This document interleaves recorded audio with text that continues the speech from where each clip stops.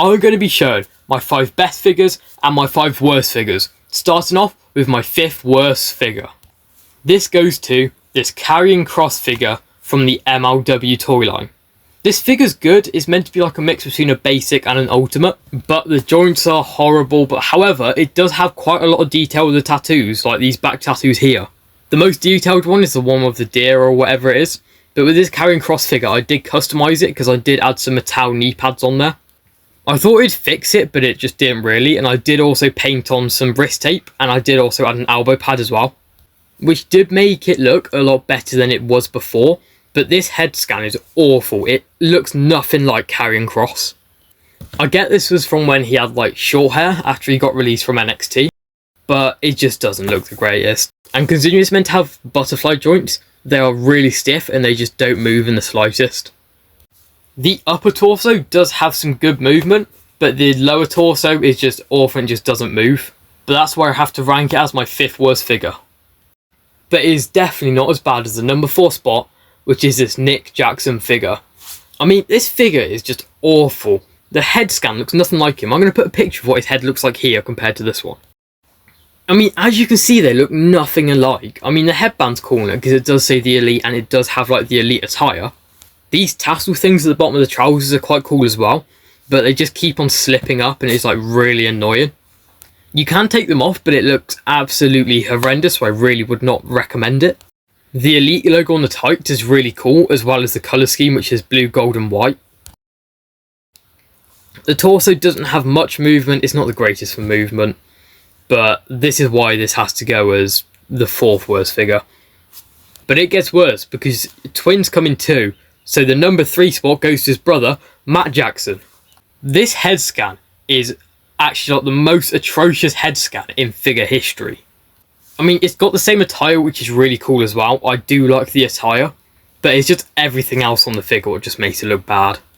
I mean, here's a picture of Matt Jackson on screen so you can compare the heads. And as you can see, they look nothing alike, and this is genuinely like the worst head scan ever. I get it was one of Jazzware's first figures, but if you look at WWE's first figures, those head scans were quite good, and it's a lot better than whatever this is. This is definitely not the worst Young Buck figures there is. If you're going to get the Young Bucks, get the ones in orange. The torso doesn't really move much as well. Not the greatest movement, but it has to go number 3. And my 2nd worst figure is Pat McAfee. Don't get me wrong, this figure's cool, but it's just the fact that it is Pat McAfee. I mean, the chain's quite cool, it does come off and it is actually quite detailed. As you can see here, it is quite a cool accessory. This chain's a bit of an odd accessory though with it, because this was from his attire from WrestleMania 38. This is where he faced Austin Theory and Vince McMahon in a different match. But as you can see, the chain was not that thick. But this vest just makes it really bad as well though. I mean, it's like rubber and it keeps on moving up and down when you're using it. Like, it would be better if it was a fabric vest. And the head scan is alright as well. It looks slightly like Pat McAfee, but not massively. As I said before, it's not a bad figure, it's just because it's Pat McAfee and he ruined WrestleMania 42 with his whole "we're here to save the business" type. But at least he's gone now, at least we're Pat McAfee. Get it? That was a crap joke, sorry. But no, this figure goes number 2, purely just because it's Pat McAfee. But moving on to number 1 is this Roman Reigns Ultimate. A lot of you, in fact most of you, are probably going to disagree with this, but this figure is just so hard to move. I genuinely think that one of the old basic Roman Reigns is easier to move than this. I mean, considering it's meant to be an ultimate, so it is meant to be like the easiest to move. It just doesn't move the greatest, and the butterfly joints are so creaky. It's actually horrible. I mean, the head scan does have some likeness, but it's not the greatest considering this was what he was wearing and looking like in the 2023-2024 era, and he did have a bigger beard. I mean, the boots do have his signature logo of him doing the Superman punch, which is quite cool. It is a quite cool like little detail, but the other thing what makes this figure really bad is just how easily the head pops off. Now, I've tried using it for filming, and the slightest little bash makes the head go flying. It does also have Roman Reigns on the gauntlet, which is quite cool, same as the logo on his other red gauntlet. As I'm just about to show here, But if you're a Roman Reigns fan and you want to get a Roman Reigns, honestly get one of the newer Elite ones, whether it's the one with like the hoodie or the one coming out from his WrestleMania 41 attire. But yeah, that is why it is my worst figure in my collection. My 5th best figure in my collection is CM Punk. This figure is just one of my favourites, as it is also one of my favourite attires as well. This attire is from his strap match with Drew McIntyre at Bash in Berlin, and the tattoos are so unbelievably detailed. It is of course missing his Pepsi and his G.I. Joe logo, but that's only because of legal reasons, but the tattoos are so unbelievably detailed. The head scan is also really good as well, with the slick back hair. It looks really accurate, and it probably is the most accurate one since his return in 2023. But I am also a massive fan of white attire, so that is slightly what makes it more on the list. But it's the Chicago colours as well, which makes it look really cool. You've also got like the new ball joints on the CM Punk as well, which is new to the newer Elite. And the wrist tape, they've made it look so detailed. It looks like it's actual wrist tape on the figure. I've only seen them do that on CM Punk figures, but I hope they bring it into like every Elite. But it is a really cool figure, so that's why it's my 5th best figure in my collection. My 4th best figure in my collection is this Ethan Page Elite. This Elite had 3 variants, and this is the one I wanted, and I ordered it from Smith's, and luckily they sent the blue one. The other attires did look really cool, but this one just stood out the most. This is one of, if not the most accurate head scan that Mattel have done. But no, it is a really good figure, and the attire is really good as well because it has all ego on the back. It features the same like crown design quite a lot as well, which is quite cool. But no, the attire is really nice. It's kind of like Captain America colours, which I don't know if that's what he was going for with this attire. I couldn't tell you when he wore this attire, but the physique does look really good and accurate as well, and it does have some great ab crunches and movement. This figure is such a great figure, and that's why it deserves the number 4 spot. The number 3 spot goes to Penta. This basic is such detailed, and this is from his Royal Rumble 2025 attire, which is also his Royal Rumble debut. It is also my favourite attire of Penta, and the mask is so detailed as well, and it has like the really cool 0 on the back. They mastered the amount of detail on this figure. It's such a simple attire, but it is really nice. It is also a hard figure to find, so it is one of my rarest figures. And like I said earlier, this head sculpt of the mask is so detailed.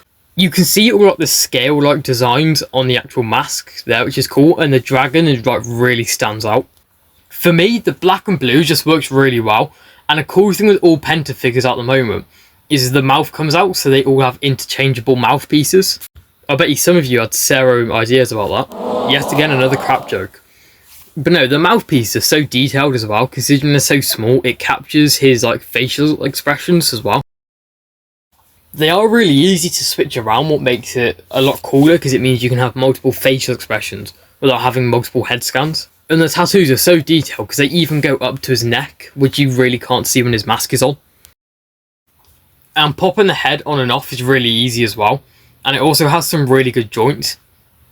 But yeah, overall this is a great figure, and that's why it gets number 3 on my list. My second best figure in my collection is this Cody Rhodes Ultimate. I was after a Cody Ultimate for a while, and all the other ones were released were like special editions, so I was really happy to finally be able to get one. The head scans are the same as all the other Cody figures, except from this one where it has the American Nightmare logo on the cheek as well, so it looks like it's moving with his head. The Dream tattoo is also quite detailed, which I quite like, and this Cody has some of the best butterfly joints I've seen. They move like butter, no pun intended, and the upper torso is also really easy to move.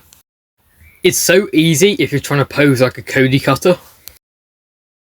The attire on this figure is also really nice as well, with the gold, the white and the red. I do believe that this is from his SummerSlam attire where he was facing off against Solo for the Undisputed Championship. This is definitely the nicest Cody attire I've seen in figure form, and of course with all Cody figures it has the Nightmare logo on the boots. Those are always such a cool detail to have on a Cody figure. But no, this Cody figure is really nice and it's one of my favourites, and that's why it gets the second best figure in my collection. And my best figure in my collection goes to this AJ Styles Ultimate. I've been wanting an AJ Styles Ultimate for so long, but it is really expensive, as you can see on screen here. And this head scan is quite accurate as well. Correct me if I'm wrong, but I'm pretty sure this is Royal Rumble 2025 attire. But this figure is really detailed with like the AJ on the armband, the gloves, the elbow pad. It is just a really cool figure in general. If you've made it this far in the video, comment who your favourite wrestler is below. It also has his logo on the knee pad and the one on the kick pad, which is really cool. I also really like how it has the white stripes on the one side and the phenomenal logo on the other side. It is really detailed, and I really like a figure that has quite a lot of detail to it. This AJ also has some incredible movement as well. All the joints in the torso move really nicely, including the butterfly joints. The head movement moves really nice as well, which is amazing because it's so much easier to swap the heads around. Another thing which I think is really detailed is his tattoo on his chest, where it says AJ and like all the birthdays of his kids. And overall, I just think this is a great figure, and if you want an AJ, I would totally recommend buying this one. And that is it with my 5 worst figures in my collection and my 5 best figures in my collection. Comment below what you thought, and I'll see you for the next video. Make sure to visit Wrestling Meg Store UK and use code WFE for 10% off all orders.